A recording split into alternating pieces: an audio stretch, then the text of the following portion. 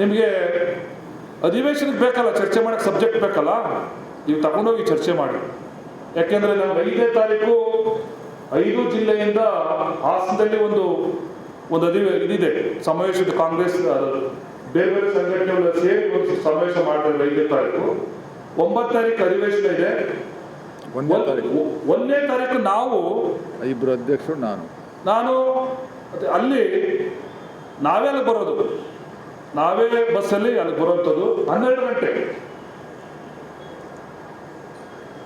ಅಶೋಕ್ ಅವರು ಮೊನ್ನೆ ಒಂದು ಒಂದು ಸ್ಟೇಟ್ಮೆಂಟ್ ಮಾಡಿದ್ದಾರೆ.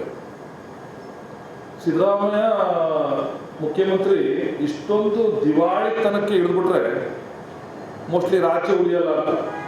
ಅದು ಯಾವ ವಿಚಾರದಲ್ಲಿ ದಿವಾಳಿತನ ಆಗಿದೆ ಅಂತ ಅಶೋಕ್ ಅವರು ಮಾತಾಡಿದ್ರು. ಅವತ್ತು ಕೇಳೋಣ. ಹೌದೌದು. ಅದರಿಂದ ನೀವು ಅಲ್ಲಿ ರೆಡಿ ಇರ್ಬೇಕಲ್ಲ, ಯಾಕಂದ್ರೆ ಸುಮ್ಮನೆ ಹೋಗ್ಬಿಟ್ರೆ ನೀವು ಹೇಳಿಲ್ಲ ಅಂತ ಬಂದ್ಬಿಡ್ತದೆ ಸರ್. ನಾವು ಹೇಳ್ತಾ ಇದೀವಲ್ಲ, ಇದು ಅಫಿಷಿಯಲ್ ಒಂದು ಪತ್ರನೂ ಬರೆಯೋಣ ಇವತ್ತು. ಅಫಿಷಿಯಲ್ ಆಗಿ ತಾವು ಡಿಸ್ಟ್ರಿಕ್ಟ್ ಕಾಂಗ್ರೆಸ್ನ ಒಂದು ಪತ್ರನೂ ಬರ್ತೀವಿ, ನಾವು ಜಿಲ್ಲಾ ಕಾಂಗ್ರೆಸ್ನ ಒಂದು ಪತ್ರನೂ ಬರ್ಬಿಡ್ತೀವಿ, ತಾವು ಬರ್ತಾ ಇದ್ದೀವಿ ಅಂತ.